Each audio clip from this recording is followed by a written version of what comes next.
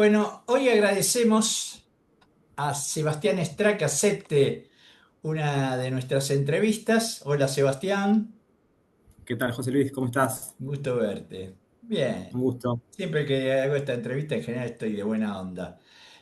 Lo vamos a entrevistar a Sebastián sobre su libro Cultura Popular, Cultura de Masas, de una colección muy interesante que dirige Sandra Valdetaro. Lo muestro porque la mayor parte de los libros que entrevisto tengo el corpóreo, y siempre me olvido de mostrarlo, siempre hago todo mal en la entrevista, pero bueno. Sebastián es licenciado en Comunicación Social y magíster en Estudios Culturales de la eh, Universidad Nacional de Rosario, es integrante del Centro de Investigación en Mediatizaciones, es un colega cercano, nos cruzamos bastante seguido, pero hoy vamos a hablar de su libro que tiene una característica que en general eh, acá puede hacer una entrevista sobre un libro viejo o de otra época. Este, y para mí eso tiene un interés y un encanto y creo que es algo útil. Pero este es un caso diferente. Cuando Sebastián, cuando tuve el libro, lo primero que llamé la atención, que un investigador joven trabaja, está bien, son temas de tesis, entonces ahí hay una especie de asincronía, pero el libro se llama Cultura Popular, Cultura de Masas. Y es una temática que uno podría decir que es vieja o que estaría resuelta, salvo para los que estamos muy en ese tema, que sabemos que sigue habiendo. Pero me parece que ya no está de moda planteárselo. Entonces, lo primero que le voy a preguntar a Sebastián es, ¿por qué o cómo defiende él la importancia, la necesidad de leer un libro que retome esa discusión, que es una discusión bastante clásica, al menos desde mediados del siglo XX, ¿no? Y tal vez un poquito más. ¿Por qué habría que leer el libro, Sebastián? Bueno, primero gracias por este espacio. Un gusto charlar con vos. En primer lugar, digamos, posiblemente la justificación del abordaje, primero de los textos llamados seminales de los estudios culturales ingleses, que son, digamos, o que rondan un poco sobre tres autores, Raymond Williams, Richard Hogarth y Edward Thompson, y luego también el abordaje en estos textos de cierta tensión entre cultura popular y cultura de masas, viene, digamos, de un interés en principio académico y profesional, que está ligado un poco a mi trabajo en la docencia de la carrera de comunicación social, de la materia de epistemología de la comunicación, y también de la maestría en estudios culturales, que siempre me parecía un poco opaca, digamos, la interpretación y la literatura existente sobre estos autores y sobre la etapa prefundacional de los estudios Quiero culturales. rescatar un aspecto, perdóname, quiero rescatar Sí. un aspecto de ese mundo universitario de ciencias sociales y comunicación, este, que no es tan frecuente, por lo menos en la UBA me parece que es menos frecuente, que es la condición exegética.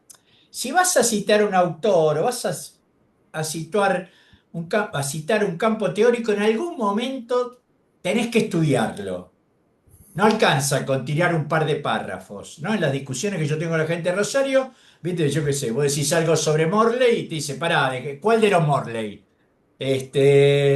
No es una solapa Morley. Bueno, entonces eso quería rescatar que en tu formación ahí hay como un caldo epistemo-político, por decir así.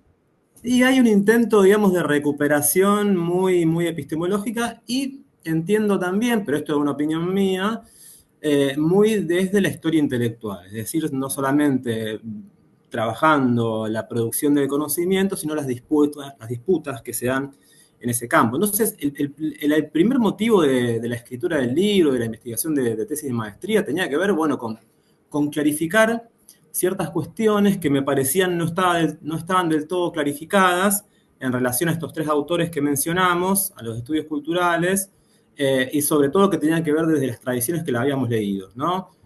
Jesús Martín Barbero, en De los medios a las mediaciones, y además también el trabajo epistemológico de Stuart Hall, que suelen citar un paquete, que son los estudios culturales, y las tensiones solamente en la definición de cultura. Entonces el intento estuvo en hacer cierta genealogía, y como decís vos también, digamos, pensar que no hay un Williams, sino que hay varios Williams, en términos, por ejemplo, de las diferentes etapas del autor, y también desde los campos de estudio en donde se lo han leído, ¿no? No es lo mismo la lectura del Williams en los estudios de comunicación que en las humanidades o en la teoría literaria o en los estudios culturales.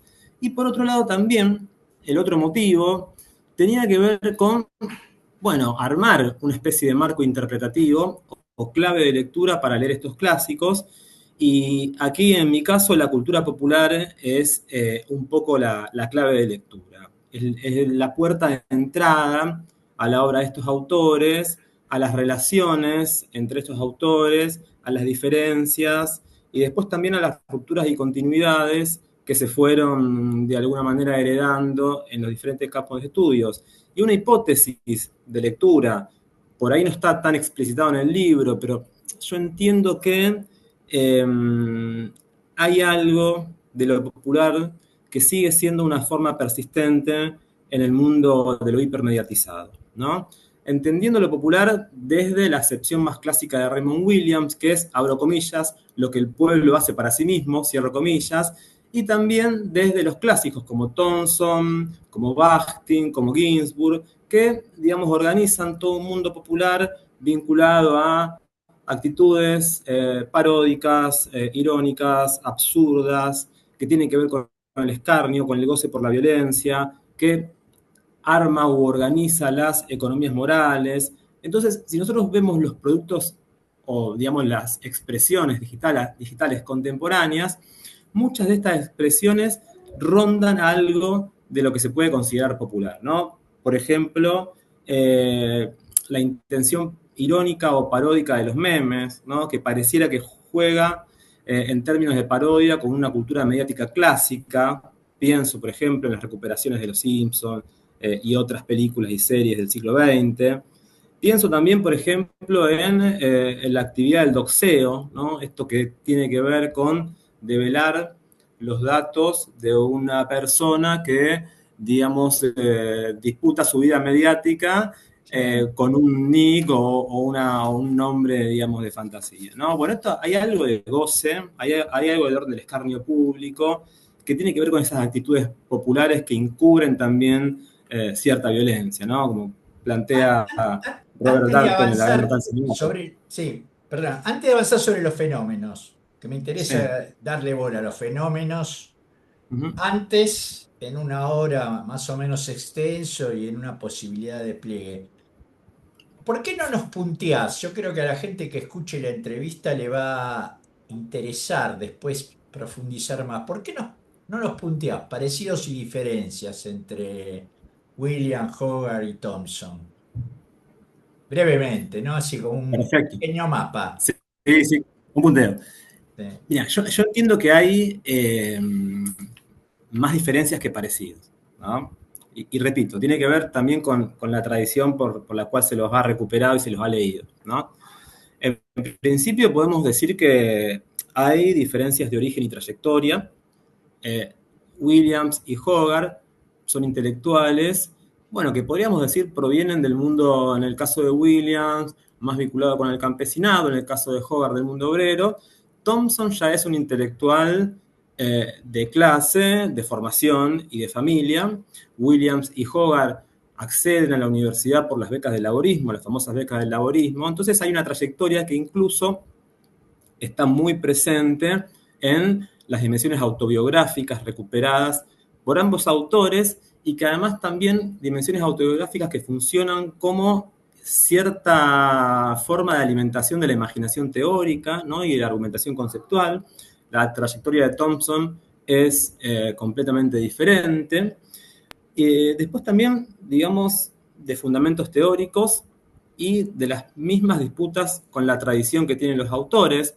Thompson está, digamos, usando de punching ball a un marxismo ortodoxo inglés muy clásico, ese marxismo que un poco, digamos, que en donde la cultura no tiene un espacio productivo, y adhiere, digamos, a cierta interpretación mecanicista del famoso Vestiment, ¿no? O determinación de la crítica a la economía, la introducción a la crítica de la economía política de Marx, ¿no? Muy, muy economicista. En cambio, Williams y Hogarth un poco vienen a recuperar la tradición de Frank Libes y Scrutiny, ¿no? Esa crítica bien centrada en el texto, esa crítica literaria, si se quiere, muy formalista, pero rompiendo completamente el molde conservador de Scrutiny y, digamos, sus integrantes. Entonces, en el caso de Williams hay, digamos, una recuperación de las fuentes de aquello que tiene que ver con la gran tradición, lo que se llama la gran tradición, cultura y sociedad, la larga revolución, etcétera. Pero después también hay una inclinación a la historia de la cultura y, ¿por qué no?, algo que alimenta muchísimo el campo de la comunicación, a la historia de los medios, ¿no? Lo de Hogarth es completamente diferente porque Hogarth hace una especie de etnografía de su propia historia de vida. Digo, algo que un poco lo que trabaja Beatriz Sarlo en Tiempo Pasado son esas emergencias de los discursos autobiográficos que tienen cierta legitimidad. Bueno, lo primero, el primer discurso autobiográfico con cierta legitimidad en el campo intelectual, podemos pensar que es Los usos de la alfabetización de Hogarth, publicada en 1957, ¿no? Que funda también un estilo propio de los estudios culturales, ¿no? Cuando Hogarth termina ese libro, desde el Departamento de Sociología de la Universidad de Hull, donde trabajaba en ese momento, le mandan una especie de carta que le dicen, bueno, usted ha escrito un libro muy interesante, muy rico, muy entretenido, pero ni sueñe que esto puede ser considerado como sociología, ¿no? Bueno, esta historia de la exclusión del mundo de la sociología comienza también con la historia de los estudios culturales, que son interdisciplinarios y que por lo tanto no respetan mucho los límites de Las género, sobre todo, celdas ¿no? disciplinarias, sí. Pero en relación a la diferencia es total, porque, por ejemplo, el tratamiento de la fuente que tiene Thompson es fuertemente documentado, muy propio de la historiografía marxista inglesa, muy dura, ¿no? Y Thompson es el autor que va a las fuentes, ¿no? Él recupera las cartas, los documentos, digamos, las entrevistas, cuando quiere recuperar la clase trabajadora, ¿no? Williams recupera la gran tradición y Hogarth hace como una especie de, digamos, etnografía de la propia historia de vida, es decir, hace teoría con sus recuerdos de niño. Entonces hay muchas diferencias. Sí, ahí Y perdón, la tenemos, última. es una linda descripción. Vayamos entonces ahora a los fenómenos. Bien, Primero, bien, me quedó una pendiente, José Luis. sí, sí, perdón, perdón. Después, no os digo porque quizás era la más importante, que es, nosotros tenemos un acceso muy diferente también al trabajo de los padres fundadores, porque en Argentina, digamos, sobre todo heredamos gran parte de la obra de Williams, más rica en productividad, más traducida y más vinculada a los estudios culturales. Los Eh, estudios culturales leen a Thompson en el inicio, pero luego, digamos, se lo dejan a la historiografía, a la historia económica, etcétera. Y de Hogarth, lo único que se recupera es los usos de la alfabetización, ¿no? Después no hay otras traducciones, salvo entrevistas o algunos artículos medio sueltos, no hay mucha más traducción al español. Entonces también el acceso es sí, diferente. todos conocemos más a Williams que a los demás. A De los alguna demás manera sí. conocemos en general fragmentos, los que no somos del campo específico de estudios culturales. Pero Sí, bueno, te decía, exactamente. genial, me gustó el apunte. Eh, una parte en el libro es el rescate, es el pasaje que cada vez más, ¿no? Porque yo creo que estamos en un momento de reconstrucción de tendencias. Y estamos medio ahí pensando, viste, que se trata de fundaciones. Y a mí me parece cada vez más que son procesos intersticiales que de repente se reconocen. Y hay un largo trecho de tu libro en el pasaje desde lo específicamente obrero a los primeros rasgos de masividad, que está en el núcleo de las primeras ciencias sociales, esa preocupación, ¿viste? Que de pronto aparece lo masivo y lo masivo no es exactamente el obrero, ¿viste? ¿Cómo es eso? ves ese pasaje, esa emergencia, esa conversión, no sé, es muy complejo el proceso. No, eso es más que nada cierta interpretación de la relación entre cultura de masas y cultura popular a partir de la lectura de Edward Thompson, ¿no? Y las recuperaciones que hace Edward Thompson, que podemos, digamos, pensar ahí en tres amplias o grandes o vagas conjeturas posibles, ¿no? En primer lugar, que la clase obrera se constituye en su formación, ¿no? ¿Cuál Sí. es la definición de clase de Thompson? Dice que, bueno, la clase obrera no es una abstracción, sino es un hecho en sí mismo. La clase obrera no hace de la nada, sino que está presente y se hace en su propia formación. La clase obrera, y por ende para Thompson también la cultura popular, es el pase, la transición entre la experiencia de clase y la conciencia de clase o hacia la conciencia de clase, ¿no? Entonces, en este largo pase que describe Thompson a través de 80 años de historias, hay, digamos, mucho énfasis, en principio, en cómo la clase obrera se autoconstituye como público, como electorado, ¿no? Acá hay una cultura fuertemente letrada, antes que como clase, es decir, en su camino a constituirse como clase obrera, a reconocer cierta identidad común y, digamos, por lo tanto, cierta oposición a otra clase, tiene, por ejemplo, que generar un conjunto de prácticas atravesadas por valores, por tradiciones, por formas de la economía moral, para acceder a los textos, por ejemplo, de Thomas Paine y el jacobismo, ¿no? Digamos, la posición jacobina en relación a la Revolución Francesa, ¿no? Los derechos del hombre, la ley de la razón, que a su vez también tienen una circulación fuertemente masiva si pensamos que los derechos del hombre, digamos, ha sido editado en más de 200.000 copias entre finales del siglo XVIII y principios del siglo XIX, ¿no? Entonces ahí aparece toda una lucha, todo un conjunto de tretas, toda una cuestión también de relación con el Estado y con el poder para constituirse como público lector, ¿no? De hecho, se empiezan a multar las lecturas de estos textos y además también los libros se empiezan a desarmar y se empiezan a convertir capítulos en pequeñas revistas, en pequeños folletos o en panfletos. Es decir, que ellos mismos van estableciendo cierto paso de lo que Verón llamó los cuerpos densos hacia los cuerpos efímeros, ¿no? Que además también el cuerpo efímero luego también tenía otro tipo de multa. Entonces era una disputa permanente, ¿no? Como dice Thompson, la cultura es la tensión permanente entre las clases o todas las formas de lucha. Bueno, Es como ahí una, hay algo del... como Sí, una te escucho. recuperación de la fragmentación productiva en épocas que duraron por lo menos hasta fines del siglo XX o hasta, bueno, la segunda mitad, principio de la segunda mitad del siglo XX, de tratar de construir el gesto moderno, ¿no? De tratar de construir conceptos y fenómenos cerrados. Y ahí estás, en una etapa donde, bueno, vos podrás poner todo un libro, pero una vez que el libro no podés evitar que sectores lo agarren, corten un pedazo, lo reimprimen, lo pirateen. Un fenómeno que parece que estuviéramos hablando de la cultura digital, digamos, ¿no?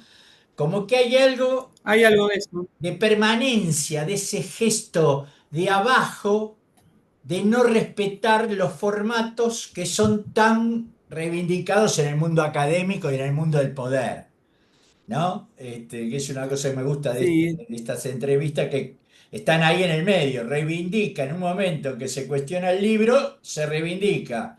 El libro como un formato que construye de cierta manera. En ese momento ya se empezaba a cuestionar el formato libro. exactamente. Se empezaba a cuestionar y además también eh, Thompson da cuenta de cómo va cambiando la estilística de la literatura dirigida a amplias clases, ¿no? Porque también otra cosa a rescatar, me parece a mí, tiene que ver con que la intención de la primera sociedad de correspondencia de Londres, fundada en 1792, el primer lema era, y es también con la frase que comienza el libro de Thompson, es que el número de nuestros miembros sea ilimitado. ¿Mm?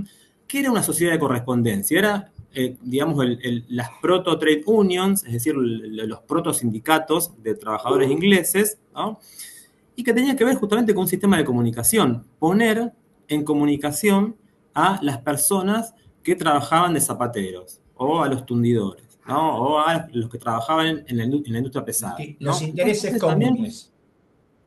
con intereses comunes, exactamente. Entonces hay una cuestión de formación del gran público moderno y esto se ve reflejado en los textos porque, digamos, se empiezan a dirigir con una impronta, si se quiere, transclasista, más del orden de lo broadcasting, si se quiere, pensando en cultura de Sí, masas y en el sistema sí. mediatizado más clásico del siglo XX, que de narrowcasting, es decir, para pequeños nichos, ¿no? Esa es como la intención.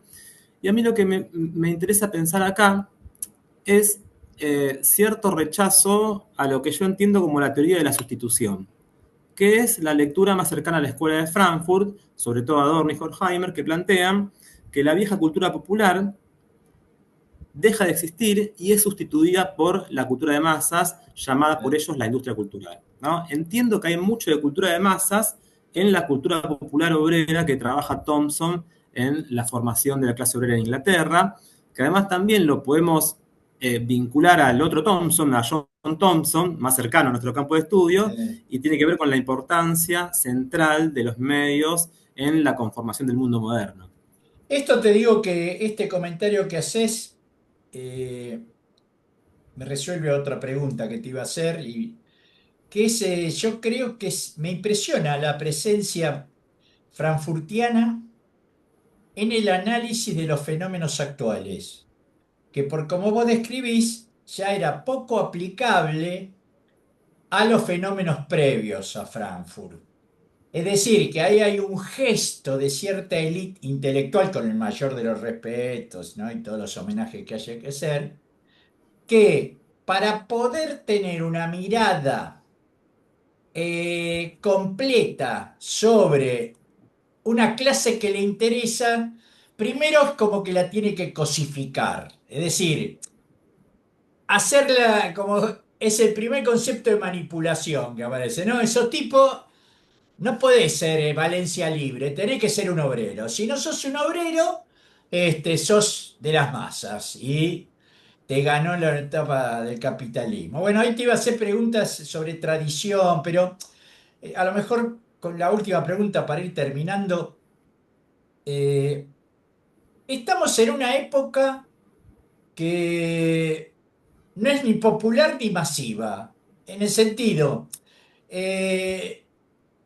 lo popular es capturado por cualquiera, en cualquiera de sus sentidos, ¿no? O sea, vos podés ser un intelectual sofisticado, pero sos un hincha de fútbol rabioso y más fanático que... o sea, y eso está bien, digamos, está bien visto.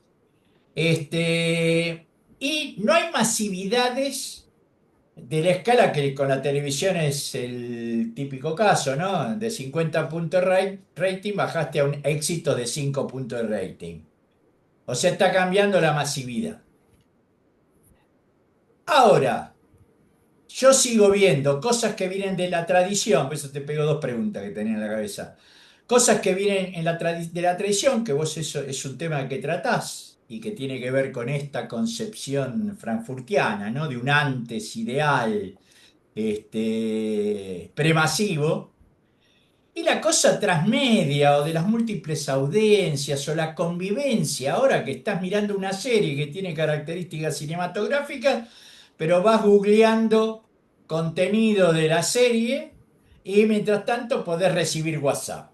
Digamos que la convivencia entre mediatizaciones, bueno, en ciertas cosas sos súper interindividual, en otras sos un intelectual del Renacimiento buscando fuentes solo que a través de Google y otras sos siglo XX, espectador cinematográfico sereno que sea en tu casa. Leo tu libro y lo quiero poner de bibliografía en uno de mis seminarios sobre nueva mediatización, nuevas audiencias, todo. Tirame dos o tres claves para terminar.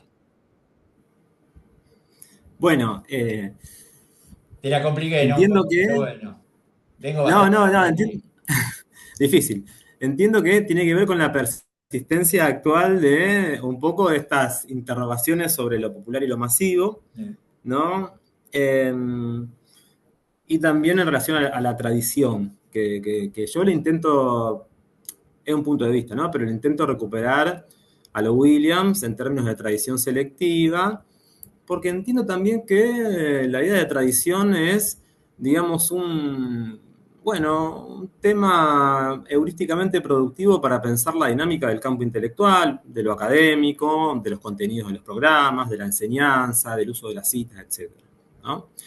Siempre hubo recuperaciones de tradición y posicionamientos de la tradición que hablaban más de ese posicionamiento y del debate a entablar en presente y en futuro que hacia el pasado, ¿no? Cuando uno dice, bueno, yo recupero Frankfurt hoy y bueno, algo quiero decir ahora para traer esa tradición, ¿no? O cuando recupero los estudios culturales ingleses, bueno, algo quiero decir, ¿no? De hecho, en Argentina el caso por ahí más paradigmático es cómo recupera el punto de vista con Altamirano y Sarlo a Raymond Williams, ¿no? Que, digamos, como comenta Miguel Dalmaroni, tiene que ver con un intento de reemplazo del Barthes de mitología, ¿no? El Barthes, si se quiere, más cultural, del Sí, microobjeto, del objeto bastardo, ¿no? sí. Que luego al orientarse hacia cierto estructuralismo, digamos, hace que sea abandonado por la crítica literaria más minuciosa, ¿no? Entonces en eso aparece Williams y se introduce Williams por esto y también por su concepto muy polémico de revolución larga, ¿no? Que tenía que ver Sí. con dejar de pensar en la revolución como acto y empezar a pensarlo como proceso de reformas, ¿no? Desde un punto de vista quizás se quiere más laborista, ¿no? Entonces entiendo que la tradición está siempre presente en la dinámica del campo intelectual, y para pensar lo contemporáneo, yo lo que pondría en duda, pero porque también hay algo que me parece que está bastante trabajado, es si alguna vez ha existido la cultura de masas, ¿no? Fíjate que Beatriz Arlo, en la imaginación técnica, recupera la actividad de los radioescuchas de los 20 y de los 30 en Argentina. Y dice, bueno, a la luz del broadcasting emergían un conjunto de microprácticas minuciosas que alimentaban la construcción propia de los aparatos de radio, pero además también un conjunto de, digamos, de grupos que se juntaban a hacerlo y se tiraban entre ellos las recetas o dónde comprar los repuestos o cómo conseguir un repuesto un poco más barato. Entonces eso también lo que sí sugería es toda una educación técnica popular que estaba por fuera de los cánones tradicionales de la educación en la época, ¿no? Es decir, tiene que ver con algo alternativo, pero a la luz de la cultura de masas o de lo que se llamaba cultura de masas, ¿no? Volviendo a Williams, por ejemplo, todos los trabajos de Krakauer, que es también un olvidado por la tradición comunicológica de la Escuela de Frankfurt, pero lo que trabaja Krakauer en el ornamento de la masa tiene que ver con pensar que hay una cultura de masas no mediatizada, que hay formas de expectación propias de lo masivo mucho antes con los ornamentos, que eran esos bailes que se hacían grupalmente y que construían una figura, ¿no? Entonces, digamos, hay una idea de totalidad propia de lo masivo, está la formación del espectador, el entrenamiento del ojo, de la percepción, de la mirada. Entonces podemos decir, che, Hay que de hecho el mismo darle, sí. Williams, Porque en esta época me parece que una cosa que está pasando y que se lo confunde a todo el paquete con la ultraderecha es la emergencia de formas que aparecen como conservadoras frente a otros procesos progresivos que hubo, pero digamos, no todo el cuestionamiento a la familia es homogéneo. Hay sectores amplios de la sociedad que son pro familia, con toda la mitificación que sea, y ahora emerge, digamos, ¿viste? O sea, pasa una ola y emerge, y las plataformas son un lugar de emergencia de todo, ¿viste? Porque está lo más progre y lo menos, y lo más conservador. Creo que, como para terminar la entrevista, me parece, si estás de acuerdo, que esas discusiones, que las discusiones en el campo intelectual, a ver si te entendí bien y cerrá vos, ¿no? Las discusiones con el campo intelectual todo el tiempo se la pasan recuperando ciertos fragmentos e ignorando otros. Y en esta época al campo intelectual y al campo académico le cuesta cerrar fronteras. Lo que es de ahora, lo que es del futuro. Y entonces ahí estamos, medio como temblando, ¿no? con dudas. Sí, entiendo que también eh, la aceleración contemporánea puede, digamos, arremeter contra el intento minucioso de mirar al pasado.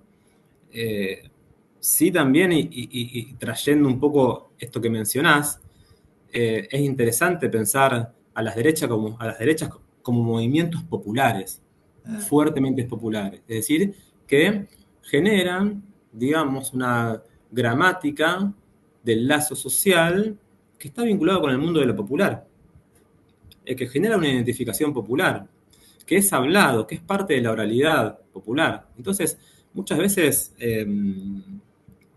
deberíamos, entiendo, quienes analizamos, nos gusta esto, ¿no? De pensar, intentar analizar que las personas muchas veces piensan a partir de cómo hablan, a partir de la recuperación de su realidad, a partir de su vinculación con otras y otros, y que eso se establece en plataformas, ¿no? Pero pienso, percibo que la tradición está más pensada, está más ligada a pensar la conectividad como la gran catástrofe de lo contemporáneo, ¿no? Y me parece que el germen de la catástrofe no es eso, ¿no? Sino que más bien es la expresión y posiblemente, digamos, cierta profundización, ¿no?